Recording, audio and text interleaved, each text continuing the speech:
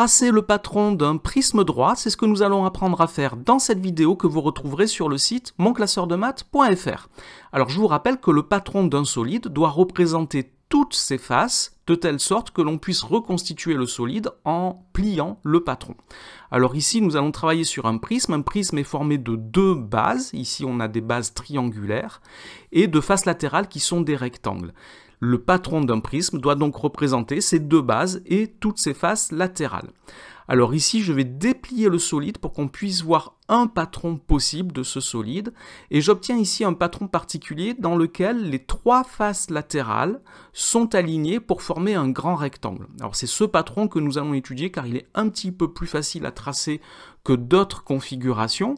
Mais évidemment, on peut tracer beaucoup d'autres patrons. On en verra quelques-uns tout à l'heure.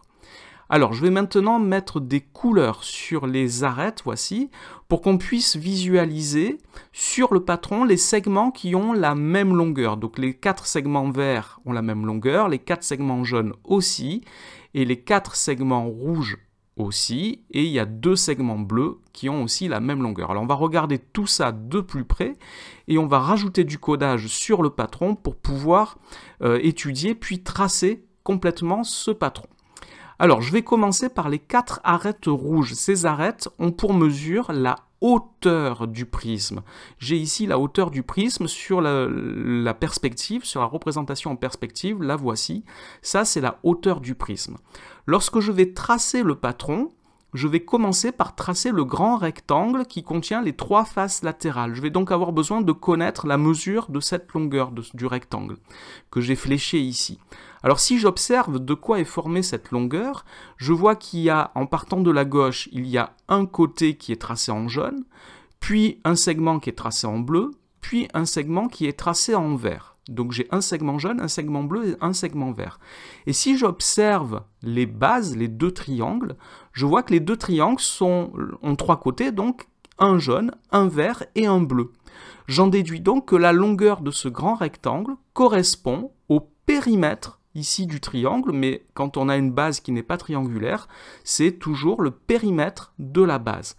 Je peux donc, si je connais les mesures des 3 côtés de la base, je peux donc tracer ce grand rectangle. Alors on va voir qu'il y a d'autres, avant de tracer, on va le tracer ce patron, avant de le tracer, on va voir qu'il y a d'autres configurations possibles. Par exemple, les triangles, je peux les mettre comme ceci, ou comme cela. Là, je n'ai pas changé de position les 3 faces latérales, mais je peux positionner autrement les 2 bases.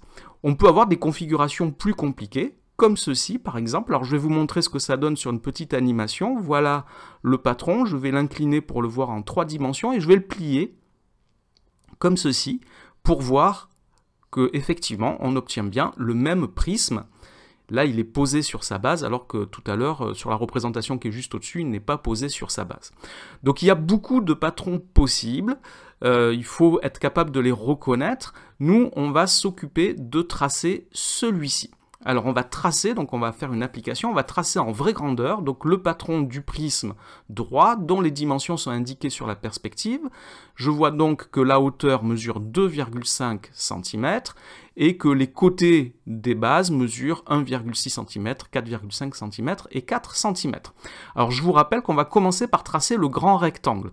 Le grand rectangle a pour mesure la hauteur du prisme et en longueur le périmètre de la base du prisme. Je vais donc commencer par calculer le périmètre de la base du prisme.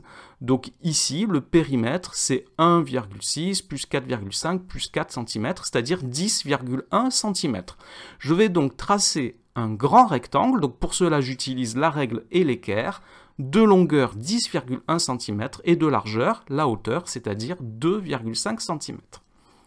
Je vais maintenant partager ce grand rectangle en 3 rectangles ici parce que j'ai 3 faces latérales, mais si j'en avais 5, je partagerais en 5, en respectant les dimensions. Donc je sais qu'il y a une face latérale dont la largeur est de 1,6 cm, je vais donc la tracer, une autre de 4,5 et une autre de 4 cm. Donc ici, avec la règle et l'équerre, toujours, j'ai partagé le grand rectangle en 3 rectangles qui correspondent à chacune des faces latérales. Il me reste maintenant à représenter les bases. Alors les bases ici sont des triangles. J'ai déjà représenté un côté du triangle, ça peut être n'importe lequel des 3 côtés des faces latérales. Donc je vais utiliser maintenant un compas. Quand on trace un triangle de mesure donnée, on utilise le compas. Alors je vais prendre avec le compas la mesure d'un des côtés, par exemple 4 cm. Mais comme j'ai déjà tracé un rectangle de 4 cm, je n'ai pas besoin d'utiliser ma règle.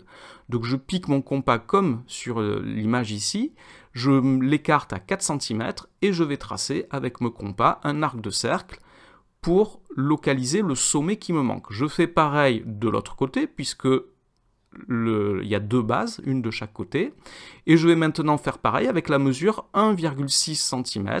Je prends l'écartement directement sur le patron et je le reporte comme ceci pour obtenir la position du sommet qui me manque sur ma base, sur le triangle qui est la base. Et une fois que j'ai fait ça, je peux tracer les deux triangles, donc j'utilise ma règle, je peux tracer les deux triangles et j'ai fini le tracé du patron. Alors on va mettre du codage. J'ai tracé ici deux segments sur les triangles, deux segments qui mesurent 1,6 cm. Donc j'ai 4 segments qui mesurent 1,6 cm. J'ai de la même façon 4 segments qui mesurent 4 cm. J'ai 2 segments qui mesurent 4,5 cm et j'ai 4 segments qui mesurent 2,5 cm. C'est la hauteur du prisme. Alors je vous rappelle, quand on fait une construction comme ça aux instruments, les lignes de construction doivent rester apparentes, donc on n'efface pas les marques du compas. Et voilà, on a fini la construction de ce patron du prisme droit. Cette vidéo est maintenant terminée. Merci de l'avoir regardée. N'oubliez pas de lui donner un j'aime et de vous abonner à la chaîne. Au revoir.